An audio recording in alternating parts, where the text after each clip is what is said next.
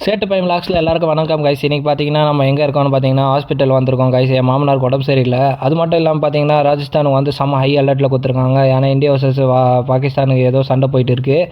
ஆனால் நம்ம பார்த்தீங்கன்னா சேஃபாக தான் இருக்கோம். ஏன்னா நம்ம கிராமத்தில் இருக்கோம், அதனால நம்மளுக்கு எந்த பிரச்சனையும் இல்லை. ஆனால் வந்து ட்ரெயின் தான் வந்து டிலே ஆகும். இப்போ 2-3 நாள் கழிச்சு தான் நான் வந்து சென்னைக்கு வருவேன். மதியானம் போல் பார்த்தீங்கன்னா வந்து நான், என் சித்தப்பா, என் ஒய்ஃபு, என் தாத்தா, என் பாட்டி எல்லோரும் பார்த்தீங்கன்னா ஜீப் எடுத்து என் தங்கச்சி வீட்டுக்கு போயிட்டு இருக்கோம். அதாவது அந்த அத்தை பொண்ணு.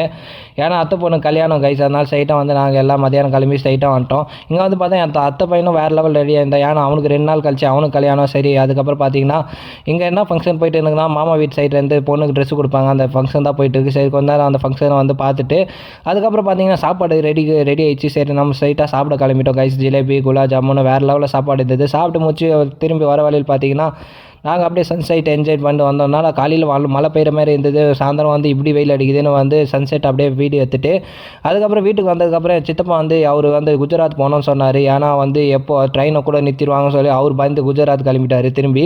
சரி, அவரை விட தானே வந்து நான் ரயில்வே ஸ்டேஷன் போயிட்டு இருக்கோம் கைஸ். ஏன்னா எங்கள் ஊரில் ரயில்வே ஸ்டேஷன் ஒரு 1/2 hour போனோம். ஸ்ட்ரைட்டாக ரயில்வே ஸ்டேஷன் வந்து ட்ரெயின் வந்துச்சு. ட்ரெயின் வந்தோன்னு அவரை ஏற்றி விட்டுட்டு சித்தப்பா பார்த்து போயிட்டு வாங்கன்னு சொல்லி அவரை கிளப்பி விட்டோம். நாங்கள் பார்த்தீங்கன்னா 2-3 நாள் டிலே ஆகும். ஏன்னா வந்து நம்ம வந்து 2 நாள் ட்ராவலு கொஞ்சம் பார்த்து தான் வந்து கிளம்பணும்னு சொல்லி 2 நாள் இன்னும் ஸ்டே பண்ண போகிறோம் ராஜஸ்தான். அது வரைக்கும் லைக் பண்ணுங்கள், சேனல் சப்போர்ட் பண்ணுங்கள், சப்ஸ்கிரைப் பண்ணுங்கள்.